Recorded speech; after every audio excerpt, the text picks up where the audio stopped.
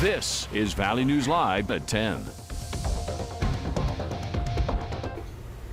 Well, temperatures are slowly beginning to drop just as expected, but the bigger, more noticeable changes are still to come. Let's toss it right over to Hutch now to find out when and where. Hutch?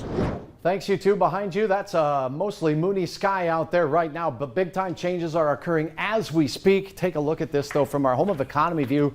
You can actually see the man on the moon almost. All right, let's take a look. First alert weather day for Friday, and the rain is already beginning now. And by morning, some of us will have rain and thunder. Here's a look at what you can expect. 3 rounds of showers in the upcoming 7 days. Locally heavy rain for some. Not all of us is going to see substantial amounts of rain, but many of us will see at least some. And for your Friday, this is what we're watching. The yellow area here, it's a level 2 out of a 5-level scale for severe weather. That means there's a slight risk. A few severe storms are possible in that yellow area. Here is a look at what's going on right now. Tornado watch down to the south, and all of this energy and moisture heading our way, and big time changes in temperatures as well as this system swirls its way through. In fact, right now we have showers and thunderstorms that have passed from Thief River Falls up to Roseau. Couple lightning strikes, nothing severe there. Strong storms moving through the Missouri River Valley south of Bismarck towards Mobridge.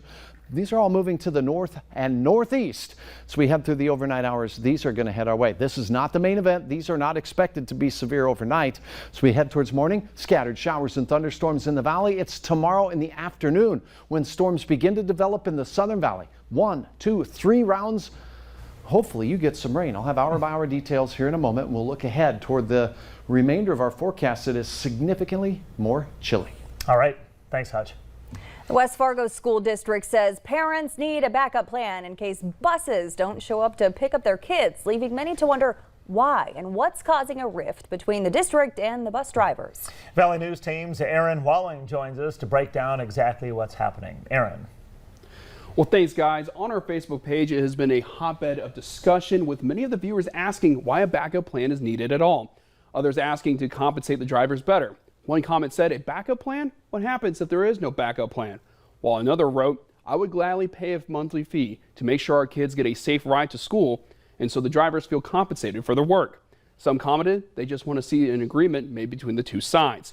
Here is what we know from the school district. On average, they have roughly 3,800 to 4,000 students using the bus, and they have 72 routes, 48 of which are ran by the district-owned transportation, and 24 are ran by Valley Bus. Now, the dispute is coming from their own district bus drivers.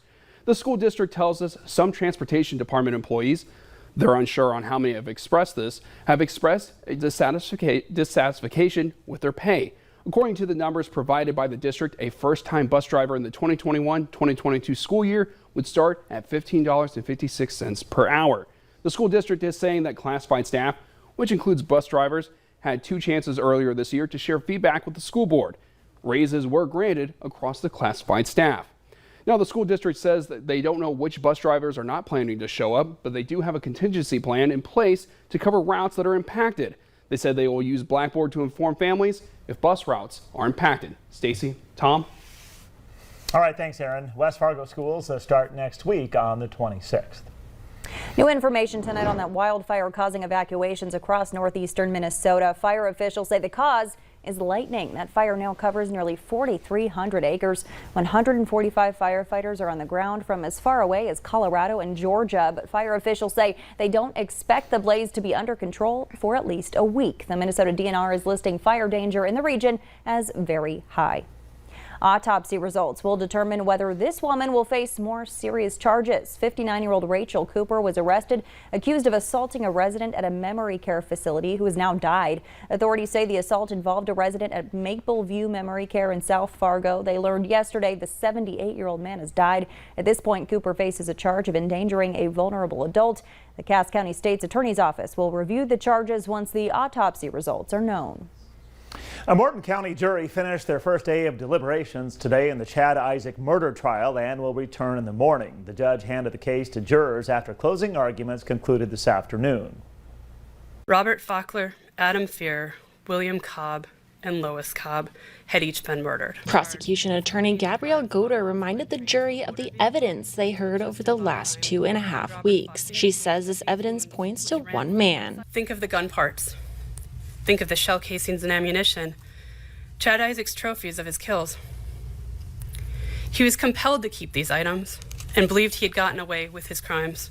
Goder continued saying Isaac had planned the murders. Mr. Isaac wanted to hunt utilizing a blaze orange knife, wearing a blaze orange sweatshirt and a blaze orange ski mask, all while sneak attacking his victims.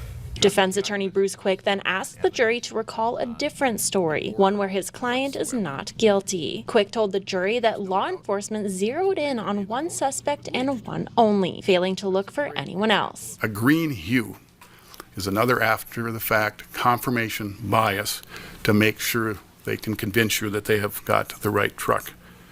The truth is they had the wrong truck. But it's too late now. The troops have been mobilized. As Quick wrapped up argument, he told the jury that law enforcement rushed to judgment. Law enforcement believed they solved this crime in 4 days. Unfortunately, they didn't. They spent several months trying to prove that they were right. They weren't. They simply confirmed what they believed to have happened. Would ask that you find him not guilty on all charges. On rebuttal by the prosecution, Goder asked the jury to follow the facts and the science of the case. Now the case was then handed to the jury for them to decide. They began deliberations at 2 o'clock this afternoon, and deliberations could last for several days or several hours, but they must come to a unanimous decision for a guilty or not guilty verdict. Valley News Live has been investigating Cass County Deputy Jacob Danielson, who was arrested earlier this month for DUI with his 2 children in the vehicle. Prior to becoming a deputy, Danielson worked as a police officer in West Fargo, and his record there includes reportedly hitting a pole with a squad car and failing to report it. Also throwing away potential evidence without authorization, and he was disciplined for insubordination and failure to perform duties. Now, Cass County Sheriff Jesse Johners says they were not aware of Danielson's lengthy disciplinary file when he was hired as a deputy. A bomb squad was called to a home in Crookston today. The Grand Forks Regional Bomb Squad ended up helping detonate a munition round. The Polk County Sheriff's Office was called to the home for a suspected unused munition round found on the property just before 2 this afternoon. No one was hurt. A North Carolina man surrenders to police after claiming to have an explosive device near the U.S. Capitol. Police say 49-year-old Floyd Roseberry drove a truck to the Capitol this morning. A 4-hour-long standoff ensued after he allegedly called 911, reporting he had a bomb in that truck. The sheriff said Roseberry is known to authorities, but the Capitol Police Chief said Roseberry's record is, quote, nothing that serious. It's unclear why Roseberry made the threat. Investigators found no bomb, but they did find possible materials to make one. A judge is promising a quick ruling on whether people with permits to carry firearms can bring their guns into the Minnesota State Fair, which opens in 1 week. The Minnesota Gun Owners Caucus asked for a temporary injunction prohibiting the fair and the Ramsey County Sheriff's Office from enforcing the fair's ban on bringing guns onto the fairgrounds. The gun owners argue that the ban violates state law and the Second Amendment, but the fair argues it has what it calls the authority to protect the safety of visitors. New tonight at 10, RSV may be arriving to North Dakota sooner than predicted this year. It usually causes cold-like symptoms, but in younger children, it can be serious. The virus usually doesn't begin peaking until late winter for North Dakota. However, this year in the south, it has spread rapidly, sending many to the hospital, leading healthcare providers to expect the virus to hit North Dakota in the coming weeks. We don't have any medicine that works on those tiny airways, so it's just a matter of providing support. We can give oxygen, we can give them IV fluids, but that's about all we have to offer, so it's very frustrating. Now, health officials say the spike might be related to the pandemic, as numbers of RSV cases were low in 2020, but with more people getting back to regular life, as they describe it, it's spreading easier. Flu shots are back. They're now available at pharmacies in North Dakota and around the U.S. The CDC recommends that people 6 months of age and older get the flu vaccine before the end of October. The vaccine is currently available at all CVS locations and likely other pharmacies as well. Depending on your medical insurance plan, it may be free. Still ahead tonight, a tough time for local tourism. How the drought has some families searching for work. Temperatures today in the 90s. Temperatures, one thing that's going to be changing. Much cooler weather is on its way. And this is a look at the latest update in the drought. You can watch it expand from last week's. It continues to worsen. The good news is rain is on the way. A few bumps in the road. First Alert Weather Day tomorrow will detail severe weather potential and rain next.